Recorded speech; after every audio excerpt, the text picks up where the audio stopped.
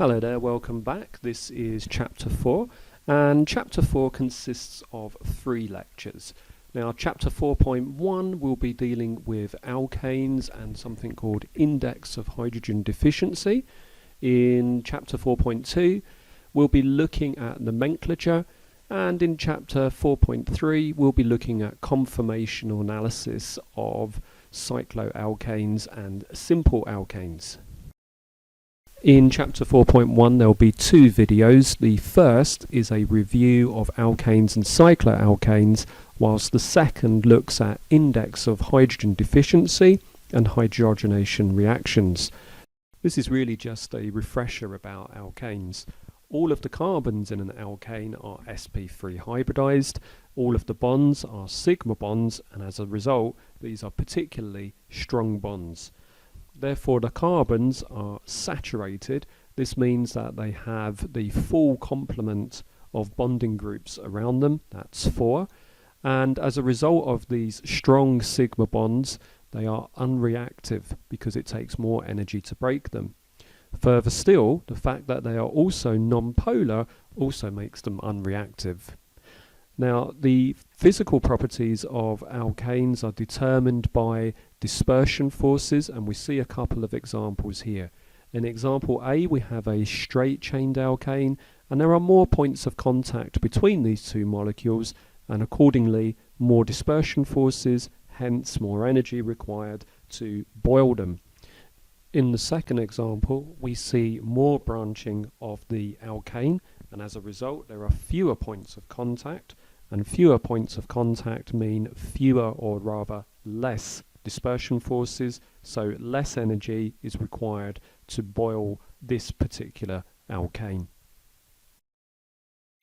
The alkanes that we call linear are ones that have no branching. These are examples of acyclic alkanes because they don't form rings. However, branched alkanes can also be acyclic in nature as well. In general, alkanes all have sp3 hybridized carbons, as previously mentioned, which gives them that tetrahedral geometry around the carbon. In addition to this, the general formula of an alkane has a carbon-hydrogen ratio that's CnH2n plus 2. And let's now take a look at some branched alkanes just to see the effect again on those boiling points. We've already seen this slide before in an earlier lecture. This time though, we're just going to remind ourselves that there are 2 types of alkane, linear and branched. These are all constitutional isomers because they have a different connectivity but the same molecular formula. Pentane is a linear alkane. It's also acyclic, and it has the highest boiling point in this series. As the degree of branching is increased from 2-methylbutane to 2,2-dimethylpropane, we can see the effect of branching directly on the boiling point, that is, it lowers. Now, these are all so far acyclic examples because they haven't formed rings. What about cyclic alkanes, aka cycloalkanes? This is a representative member of the cycloalkanes and is called cyclohexane. Cyclohexane does not have the same general formula as an acyclic alkane. It has the formula CnH2n. If we look at the structural formula and count the number of hydrogens, remember that each carbon needs to have 4 bonds around this. This is still a saturated hydrocarbon. And so when we count the number of hydrogens, there are 2, 4, 6, 8, 10, 12. So all cyclic alkanes possess this general formula. Let's have a look now on a summary slide at all of the carbon-hydrogen ratios for all of the different types of hydrocarbons, just as a refresher. Here we have a summary of all of the different types of carbon-hydrogen ratios for the different hydrocarbons. So for linear or branched acyclic alkanes, these will all have a carbon-hydrogen ratio that is CnH2n plus 2. Now, if we have a cycloalkane, then this will be CnH2n, but you may also remember that alkenes can also possess this general formula as well. So in general, there are 2 less hydrogens, and this could be representative of that double bond, or it could be that there's a ring in the structure. For a carbon-hydrogen ratio that is CnH2n-2, this generally means that these sorts of structures will have 4 less hydrogens. Now that could mean 2 double bonds, it could mean 2 rings, it could even mean the triple bond, or a ring and a double bond. Knowing the carbon-hydrogen ratio can be particularly useful in structural determination. If we know that formulas of this type can have these possibilities, then we can start to rule things in and rule things out when making a structural elucidation. This concludes part A. In this video, we're going to have a look at the concept that is known as Index of Hydrogen Deficiency, or IHD. The Index of Hydrogen Deficiency, IHD, is a count of how many molecules of hydrogen need to be added to a structure in order to obtain the corresponding saturated acyclic species. Hence, the IHD takes account of how many multiple bonds and or rings that are present in the structure. So if we look at the examples on the slide here, we can count the effect of unsaturation on the hydrogen count. What I would like you to do, please, is to figure out how many pi bonds there are in each of the molecules and how each pi bond reduces that hydrogen count. Pause the video and resume when you are ready to continue.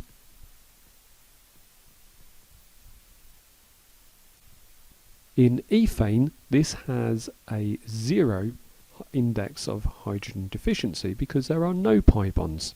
In ethene, there is 1 pi bond and correspondingly would need 1 equivalent of hydrogen for it to become ethane. If we had ethyne, then this has 2 pi bonds, one that is above and below the plane and one that is in front and behind the plane of the sigma framework. And this would need 4 hydrogens in order to turn this into the molecule ethane by hydrogenation.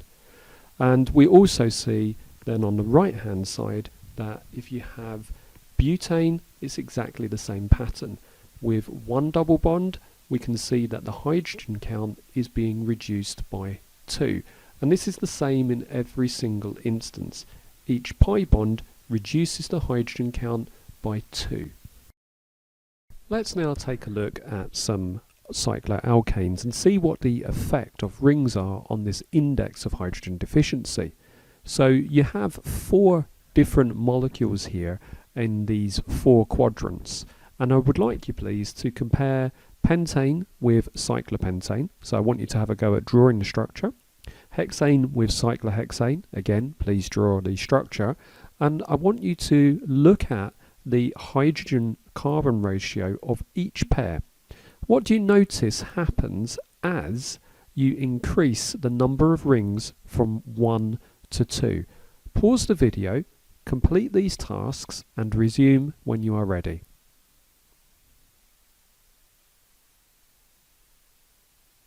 So going from pentane to cyclopentane, we should observe that having 1 ring decreases the hydrogen count by 2.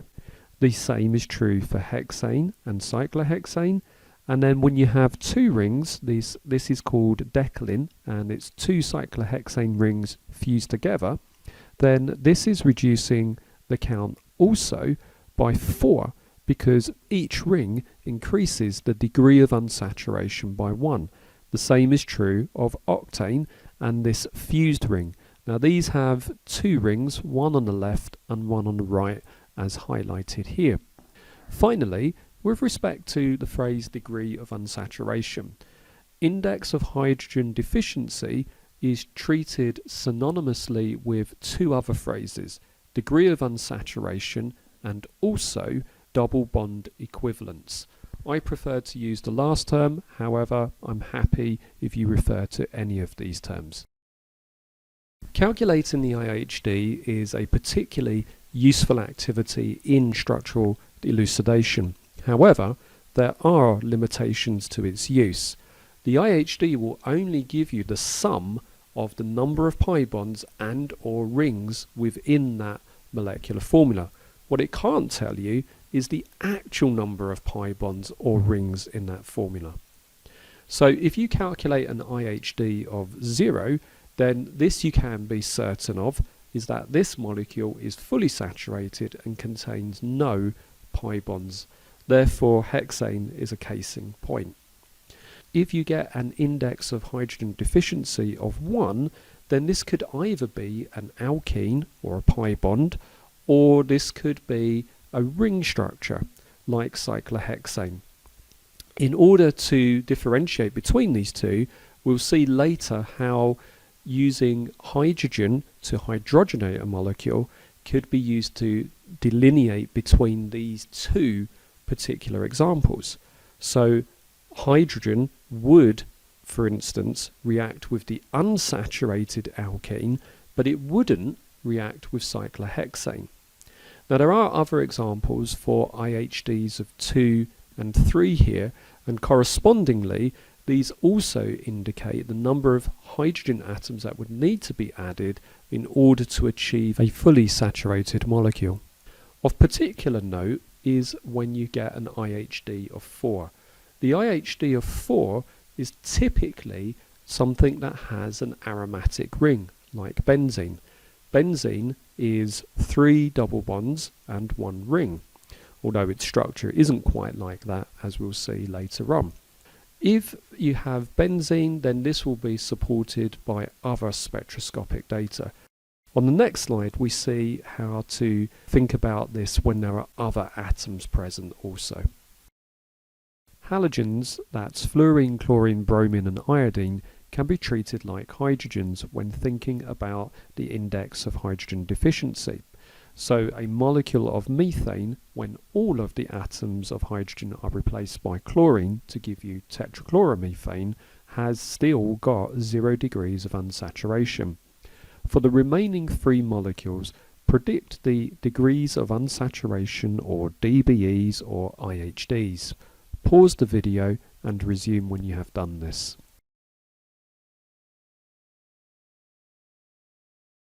For the halogenated ethene molecule, this still has 1 degree of unsaturation, or 1 dBe. For cyclohexane that has been substituted once with bromine and twice with chlorine, then you have still got 1 degree of unsaturation. And I think you see a theme occurring here. When you've substituted the benzene ring with the 2 fluorine atoms, this still has 4 degrees of unsaturation. By replacing the hydrogens, the halogens don't themselves have an effect on a molecule when you're doing a visual inspection. However, when you're calculating the IHD value, you will need to take these into account and subtract them, but more on that later. When considering nitrogen and the index of hydrogen deficiency, this provides a somewhat special case. If we look at ammonia, ammonia has 0 degrees of unsaturation, yet when we increase the number of nitrogen atoms by 1 in a molecule as simple as N2H2, then we now have a 1 degree of unsaturation. If we remove the number of hydrogens here, again we're taking away 2 hydrogen atoms, notice that we get another double bond equivalent, or degree of unsaturation. And this is reflected also in other examples. When we have the amine ethylamine and we change this and include a ring on either side of that nitrogen atom, it still has 1 degree of unsaturation. And if we add another double bond, there are still 2 degrees of unsaturation. And if we add another double bond, then we get 3 degrees of unsaturation. In the final example, we see where there is an oxygen atom included, and there is still only 1 degree of unsaturation in the molecule when a nitrogen atom is included. So nitrogen does affect the degree of unsaturation, but oxygen does not. Now this seems a little bit of a haphazard way of calculating degrees of unsaturation. There is a formula which provides a much more unified way of doing this. Let's take a look at that now, make use of it. So here is a unified formula that you can use to do a calculation given any molecular formula. And the idea is that you would take the number of carbons, multiply it by 2, you've got to add 2 to this term. If there are any nitrogens in that molecular formula, you add these, you subtract any hydrogens, and you also subtract any halogens. Now, as we saw in the previous slide, the oxygen atoms do not have any effect on double bond equivalents in terms of the formula. However, remember that carbonyls will contain a pi bond, and so this still count as a degree of unsaturation or a double bond equivalent. And this is why you need to use spectroscopic analysis in order to make the determination. Here's a problem for you now. The molecule on the left is cocaine, and it contains a number of rings, nitrogen atoms, carbonyls, and I would like you to calculate its double bond equivalence, or its IHD. Pause the video when you have an answer for this and resume when you are ready.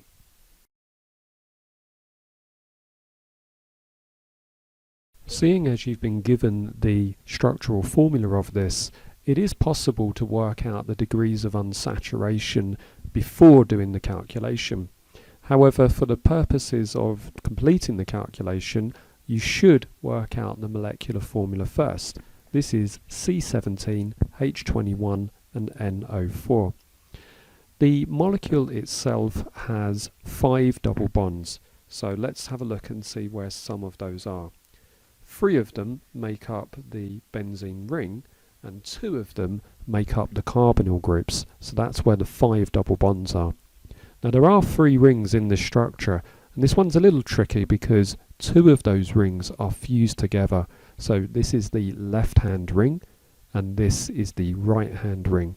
The other ring is much simpler because this is the benzene ring. So in total we have 5 double bonds and 3 rings, and this gives you 8 degrees of unsaturation. So on visual inspection and also via the calculation, you should get the same answer as well.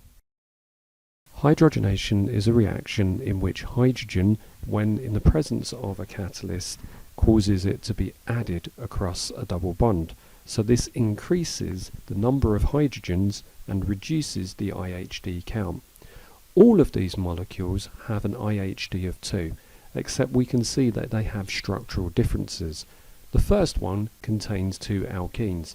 So if this was reacted with 2 equivalents of hydrogen, then 4 hydrogen atoms would be added. That's 2 hydrogen atoms per double bond. And as a result, when the IHD of that substance is recalculated, it is now 0.